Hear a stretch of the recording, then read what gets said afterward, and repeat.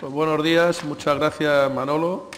Y en primer lugar, pues, como no puede ser de otra manera, agradecer la invitación de UGT Andalucía, de nuestra querida Carmen, la secretaria general de Andalucía. Siempre que vengo a Andalucía me siento como en mi casa.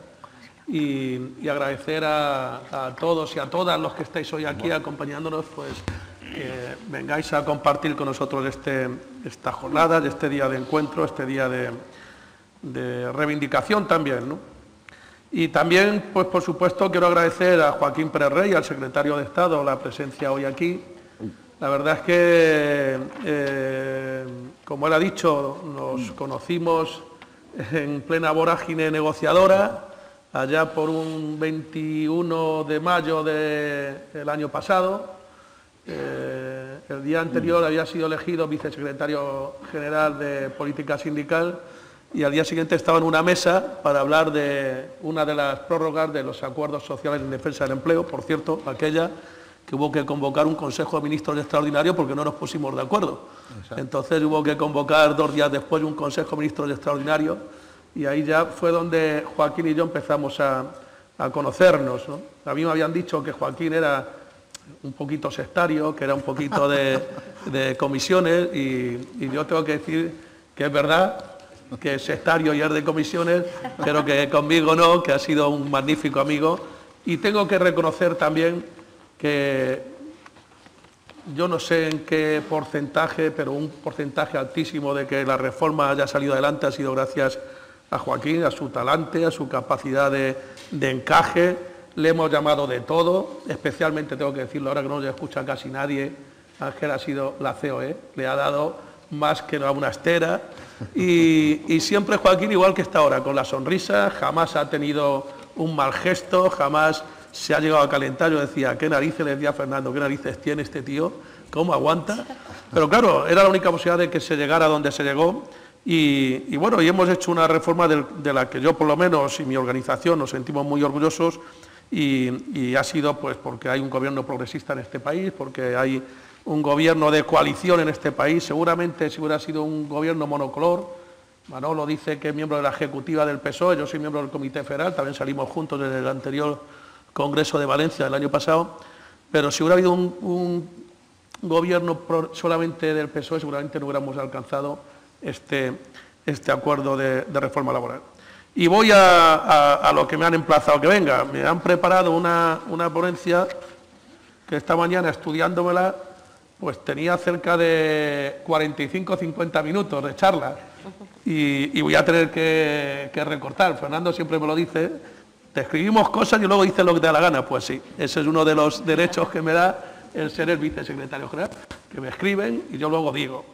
Y bueno, pues hay que contextualizar cuál es la situación que viven los trabajadores y las trabajadoras de las plataformas en nuestro país, cuál es la situación en Europa. Se habla que la digitalización posiblemente nos lleve a una pérdida de cerca de 20 millones de empleos en Europa y que posiblemente se puedan volver a recuperar con los nuevos empleos que se generen y las nuevas actividades en torno a 7, 8 o 10 millones. Nadie es capaz de cuantificarlo con exactitud. Se habla que en España se pueden perder hasta 7 millones de empleos y bueno, pues que hay sectores que van a estar especialmente afectados, como el del comercio, el pequeño y el gran comercio, como la construcción, la industria, y que evidentemente este proceso de transformador nos va a dejar a muchísima gente en el camino a la que tenemos que proteger.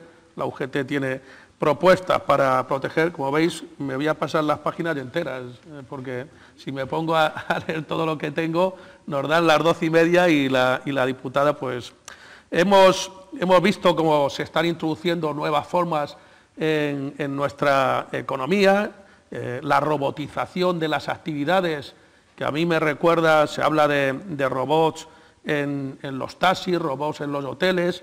Y a mí me recuerda aquella película de Desafío Total, ¿os acordáis? De Schwarzenegger con un robot que iba en un taxi pegándose tiros.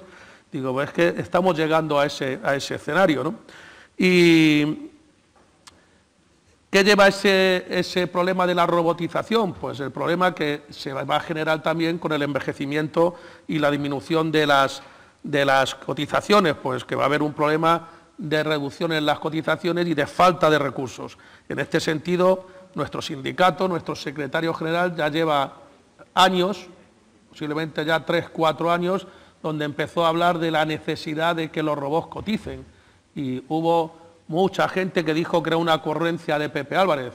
Hoy creo que muchísima gente empieza a tener clarísimo que este proceso transformador, unido a lo que ha planteado Carmen, la necesidad de las 32 horas, nos obliga necesariamente a repartir el tiempo de trabajo y nos obliga a que los robots coticen, porque ese exceso de generación de recursos se tiene que repartir o nos estaremos cargando del futuro de la sociedad tal cual la hemos conocido. Hay ejemplos. Alemania es un país donde, bueno, pues con todo el proceso de digitalización no está teniendo una gran merma en materia de empleo. De hecho, desde el año 2007 al actual, pues han pasado de 41 millones de trabajadores y cotizantes de la Seguridad Social a 42. Y nosotros en España pues tenemos una magnífica ley Rider que se aprobó, curiosamente, mañana hará un año, el 11 de mayo del 21, y que ha sido un ejemplo en toda Europa, se está utilizando como ejemplo. Esa ley es fruto de muchísimas, primero de un acuerdo del diálogo social, que también es importantísimo, pero COE no te firma un acuerdo gratuitamente. Es fruto porque anteriormente se han producido un proceso de denuncia permanente ante los tribunales, ante la Inspección de Trabajo, que les ha puesto contra la pared en la necesidad de buscar un acuerdo regulador, y este acuerdo pues es un acuerdo muy bueno, pero por ejemplo a Cabify, pues la Inspección de Trabajo le metió una demanda, una sanción de 431.275 euros. ¿Y qué hemos conseguido con esa ley? Pues hemos conseguido la presunción plena de laboralidad de los trabajadores que están con la bicicleta moviéndose por nuestras ciudades, y el derecho colectivo a la transparencia algorítmica. Esto que ahora escuchamos tanto de los algoritmos. ¿Ves? Me estoy pasando toda la ponencia en un pispás. Voy a terminar casi en 3 minutos.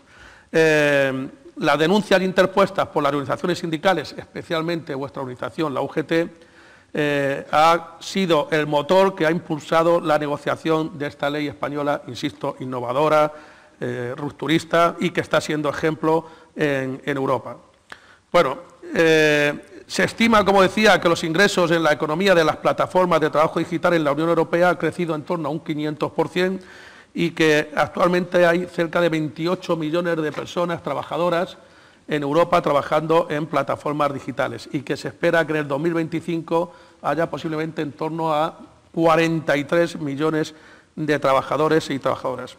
Desde UGT no podemos consentir que la introducción de estas nuevas formas de organización del trabajo de las plataformas digitales se haga con el desafío de los existentes derechos y obligaciones relacionados con el derecho laboral y poniendo en jaque la protección social de los trabajadores y trabajadoras de las plataformas. Ese es uno de los objetivos principales de nuestra reivindicación, de nuestra acción política, de nuestra acción sindical, y que estamos trabajando con los diputados, sobre todo progresistas, en la Unión Europea. Se les han ido trasladando a través de Mari Carmen y de todo el área, se les ha ido trasladando nuestras posiciones.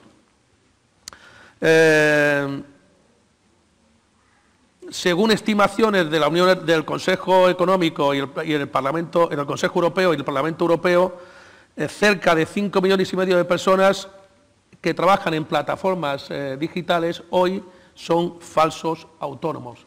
Esto que en la ley Rider ha quedado bastante explicitado y resuelto. La gestión algorítmica también oculta la existencia de subordinación y control por parte de la plataforma laboral digital sobre las personas que realizan el trabajo.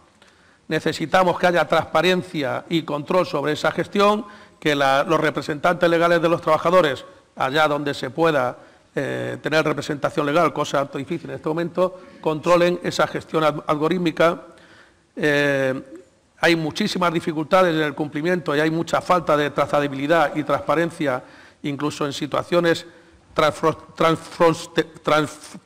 transfronterizas, que incrementan también las malas condiciones del trabajo y el acceso inadecuado a la protección social. Pues sí que me quedan todavía 7 páginas. Bueno, tenemos que conseguir que las personas que trabajan a través de las plataformas digitales puedan obtener la situación laboral a la luz de su relación real con la plataforma laboral digital y acceder a los derechos laborales y de protección social aplicables, es decir, garantizar la equidad y la transparencia y la rendición de cuentas en la gestión algorítmica, mejorar la transparencia y la trazabilidad y el conocimiento de los desarrollos de la plataforma laboral, etcétera, etcétera. Bueno, como dices que me queda un minuto, recupero dentro de nuestras reivindicaciones lo que he comentado antes, una renta básica de ciudadanía social para que haya un reparto de la riqueza que se va a generar en todas estas plataformas, por supuesto la cotización de los robos, y quiero terminar, que esto no venía en el documento, pues haciéndole un llamamiento a Joaquín y al Gobierno de España de que todo este mundo, todo este escenario en el que vamos a tener que convivir en los próximos meses y en los próximos años, Joaquín precisa, en opinión de nuestra organización, un nuevo estatuto de los trabajadores del siglo XXI. Necesitamos que la digitalización, que la robotización, que los problemas de salud. El otro día el profesor Sempere hablaba de que hay fórmulas en este momento que se pueden utilizar, como es la ley orgánica de protección de datos, que te dan algunas posibilidades para la acción sindical, pero en opinión de la UGT necesitamos ese nuevo estatuto de los trabajadores del siglo XXI acompañado con una nueva ley de prevención de riesgos laborales del siglo XXI. El teletrabajo, la digitalización, la robotización, las nuevas fórmulas de trabajo, los algoritmos precisan de hacer un esfuerzo desde el Gobierno con los agentes sociales y que nos sentemos lo más pronto posible a negociar ese nuevo estatuto, que yo creo que sería el último o el primer gran servicio que le daríamos a los trabajadores y trabajadoras del siglo XXI, a nuestros hijos y a nuestras hijas. Me hubiera gustado tener algo más de tiempo para hablar de alguna cosita más de mi libro, de por qué estamos como estamos en el ANC y por qué estamos atascados a pesar de la voluntad de vuestra organización de llegar a un acuerdo, pero me parece que Manolo, que viene del metal, y los de metal son un poquito popescus, tienen poca cintura, pues no me van a permitir hablar un poquito, pero si me preguntáis luego en vuestras intervenciones os lo explicaré. Muchas gracias.